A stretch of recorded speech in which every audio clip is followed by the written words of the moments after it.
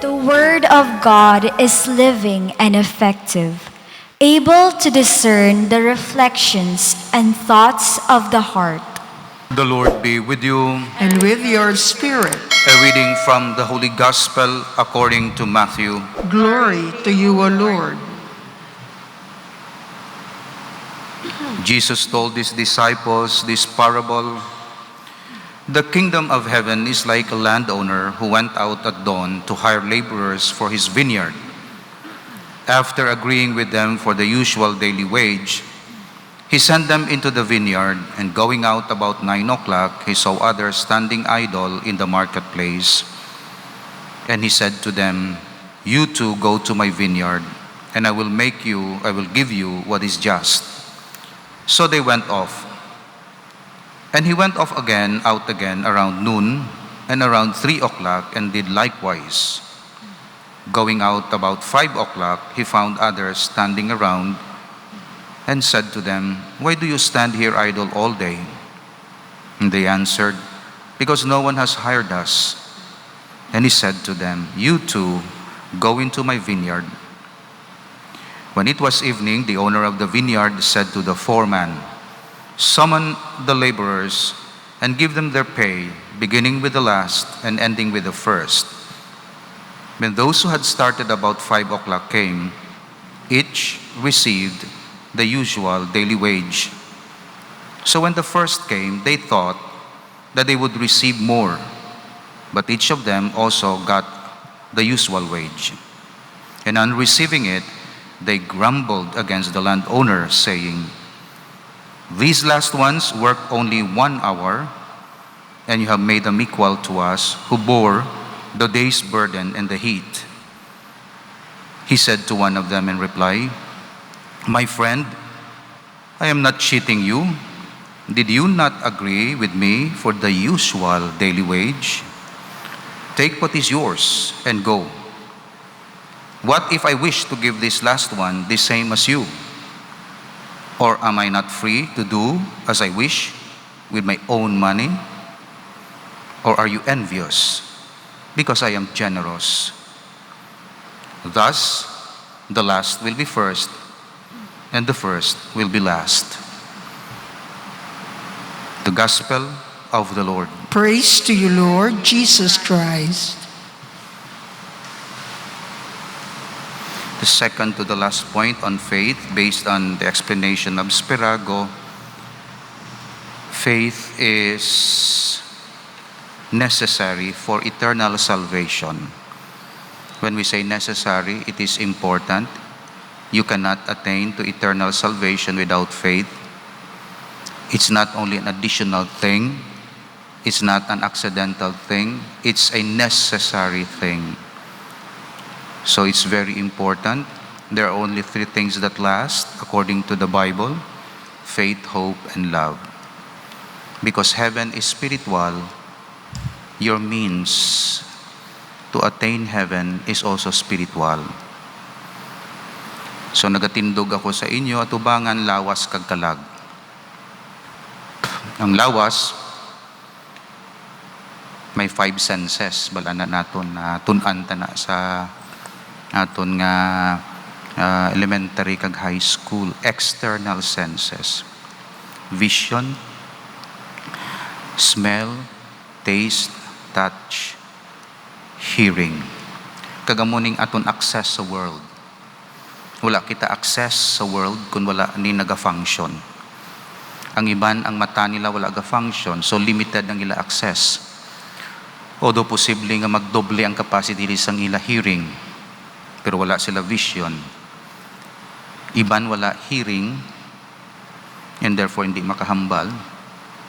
Limited ang ila access sa external world. Kaya ang aton access of knowledge, appreciation sa external world, sa quality, sa health, sang aton external senses.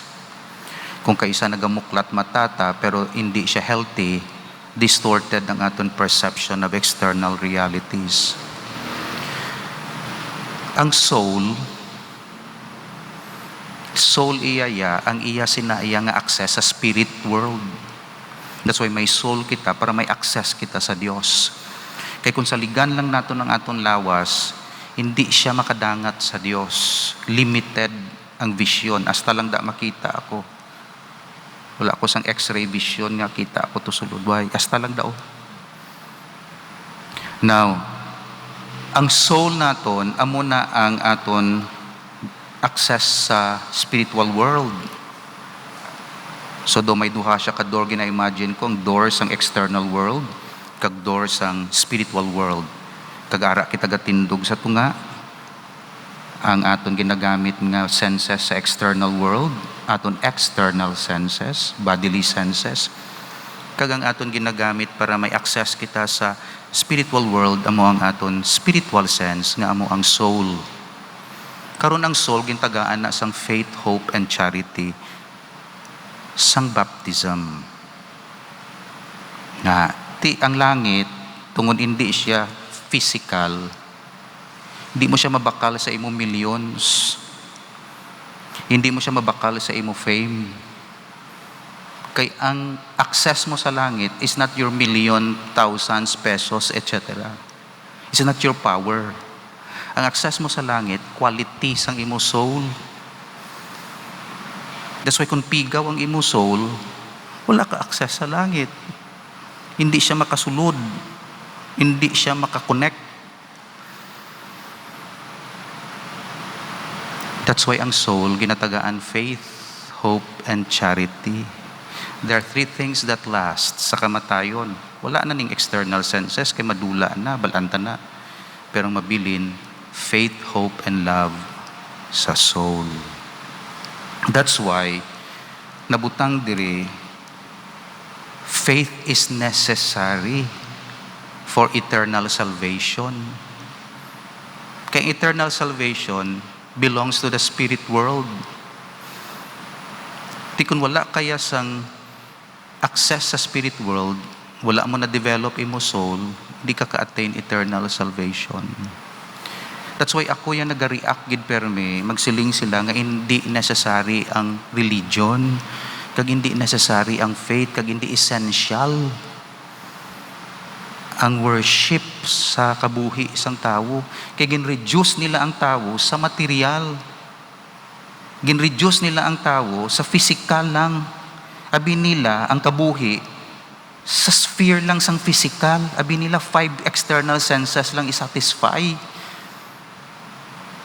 Hindi, kay kung namunang imo pag-intindi sang essentials of life, gin-reduce mo siya sa material. Ano yung spiritual side ya? Kay spiritual man kita, hindi na essential. In fact, amo nang pinaka-essential, kay nga madunot siya ang lawas, ang mabilin niya ang soul. In fact, resurrect ang lawas sa pila ka adlaw, tungod sang imo soul. Kaya kung wala sang soul, anong pulos nga i-resurrect ang body? That's why, para sa Katoliko kag believers, essential gid sila nga duha. Essential ang lawas, kinahanglan tatapon ta aton vision, aton mga external senses, para nga saktong interpretation ta sang realities. Pero at the same time, gina-develop naton ang power sang soul, faith, hope, and love, para nga may access man kita, kag sakto man ang aton interpretation sang spirit world. Ang isa sa gobyerno, primarily ya obra, ang isa sa religion.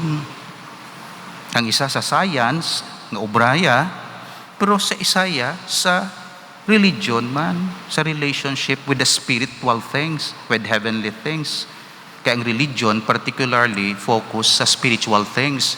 Samtang ang science, ang gobyerno, focus siya sa material welfare.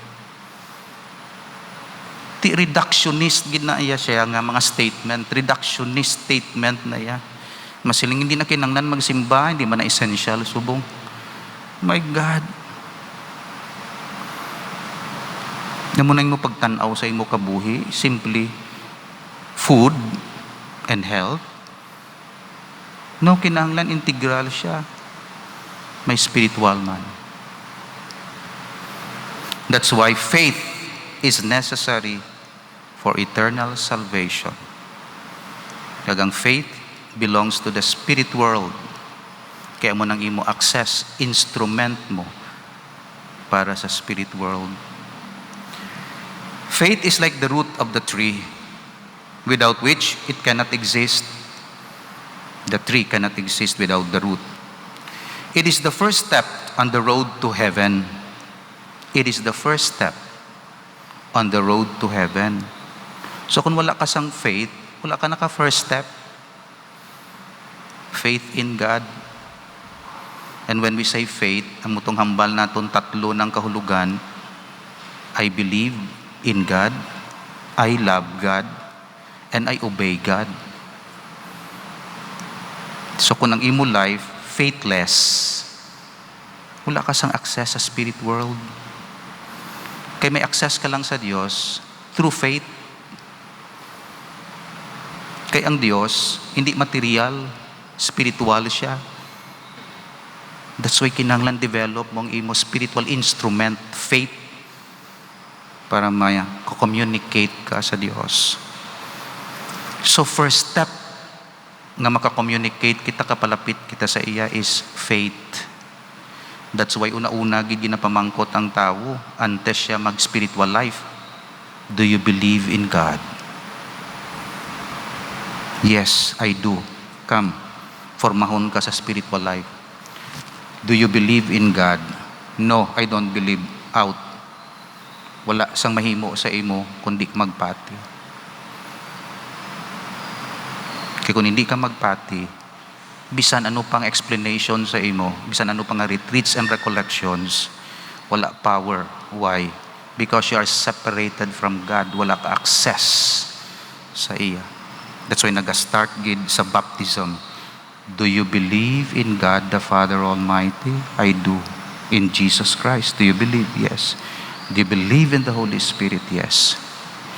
Kung maghambal ka, yes. May basic ka nga seed dira, and therefore nagaandar kag pwede ma-develop ang imo spiritual sense.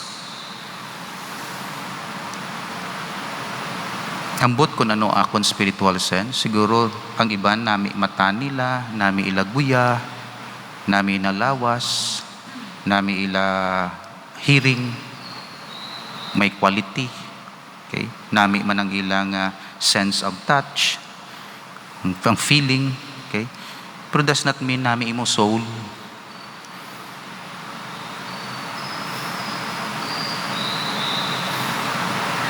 Kung kaisa opposite, nami imo soul, pigaw imo bodily senses.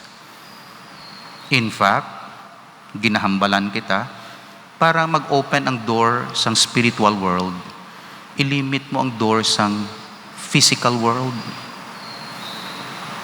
Kaya kung duha sila open, ma-overcome sang attraction of the material world ang imo spiritual life. Kaya grabe ang attraction sang physical senses. That's why anong ginapaobra sa aton? Fasting. Nya bulimitahaan ay na kay kung buyan mo na karon ng imo nga gutom da kagang imo pleasure dira, didto ka malagas, didto matipyok ang imo lawas, ang imo person, ang imo being, didto malipat ka sang spiritual side mo. That's why stop anay, limit anay TV, limit anay Facebook, limit anay music, para may time ikaw kag mag-open ang door sang spirituality diri. Of course, para sa iban balanse. Early morning para sa soul, simba, Eucharist, Word of God. Pag 9 o'clock to 12, work naman. Okay? Pagka 12 o'clock, stop naman, spirit world naman, Angelus. And then paniyaga na naman. Tapos paniyaga, by 3 o'clock, stop na naman ang senses, so to say.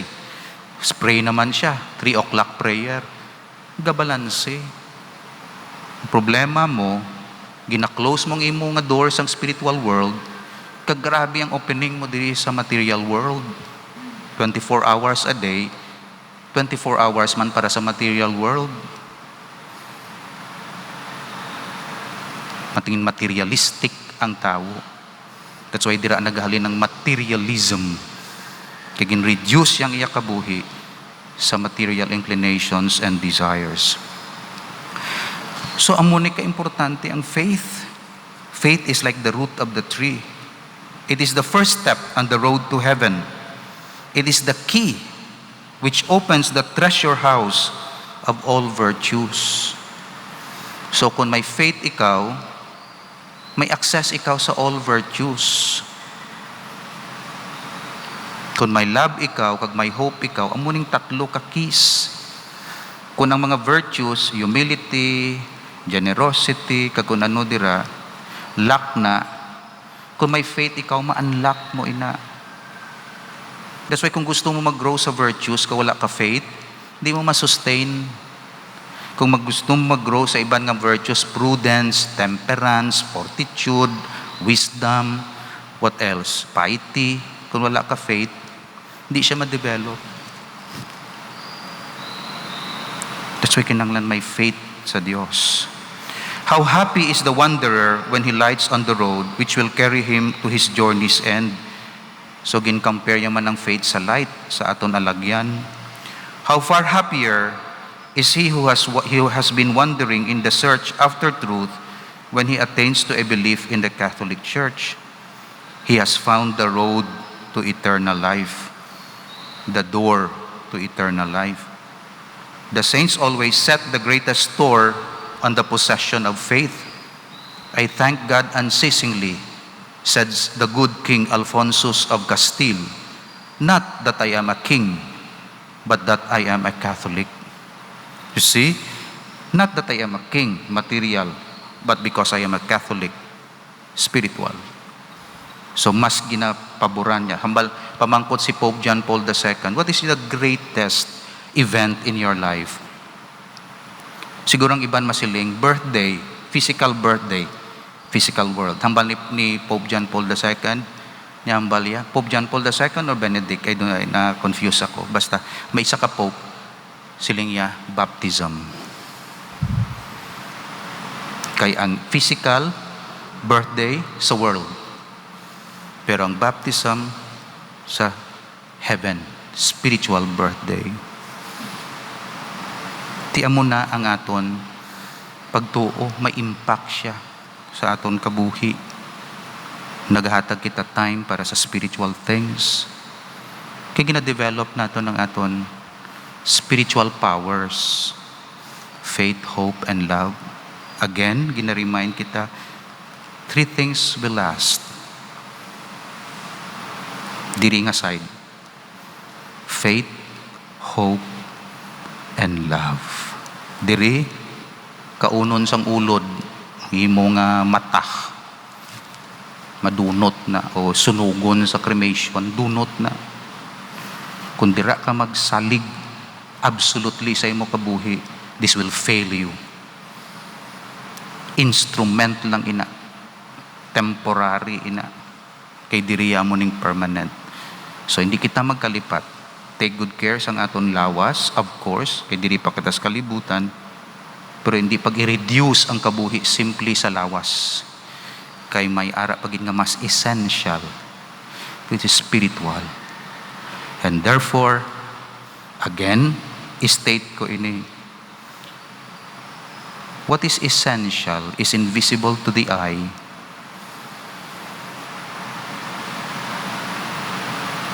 Hindi ba may statement kita sina? What is essential is invisible to eye. Meaning, spiritual things ang mas essential. That's why hindi kita magpati, kag hindi kita magsalig dayon magsiling.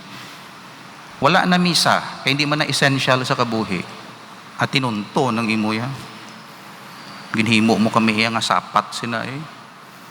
Kaya ang imo lang iya, virus lang, kagang health lang, kag pagkaon lang, mo lang essential sa imo. Katoliko kami mong, gapati kami sa may soul, may spirit world. Kambyuhin ang statement mo, both essential, pero at this time, focus kita na sa material, kaya mo nang address, pero hindi natin pagkalimtan ganyang spiritual. Pero hindi kami pag-i-reduce simply sa food. Kay life is more than food. Kung hindi kami pag-i-reduce sa clothing. Kay life is more than clothing. Ang bal ni Kristo. Life is more than external senses. Life is spiritual also. Panindugan ta ini tungod hambal ni Lord. Mangin prudent, wise, pero hindi kita magpadaog sa reductionist orientation or framework or narrative sa kabuhi. Anong impact sinisipla ka adlaw sa mga kabataan? Masiling, hindi man na essential. Simba-simba, kasal-kasal, bunyag-bunyag, hindi man na essential. Why? Kaya gin, design naton, bisan sa mga media, kag bisan sa mga write-ups, kag sa mga statements ng aton mga leaders, ano gina-project nila iya, ng spiritual things are non-essentials.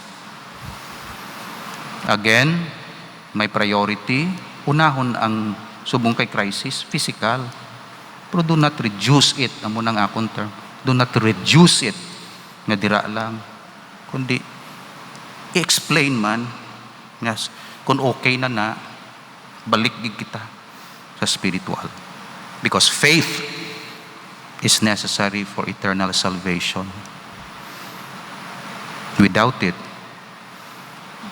karamutsing gid aton kabuhi, kag bisan ano naton ka struggle, wala kita padulungan. Because it's stated by the Creator, faith in Him is essential, is necessary for life. Amen. Eternal Father, you give us life despite our guilt, and even add days and years to our lives in order to bring us wisdom. Make us love and obey you, so that the works of our hands may always display what your hands have done, until the day we gaze upon the beauty of your face. Through Christ our Lord. Amen.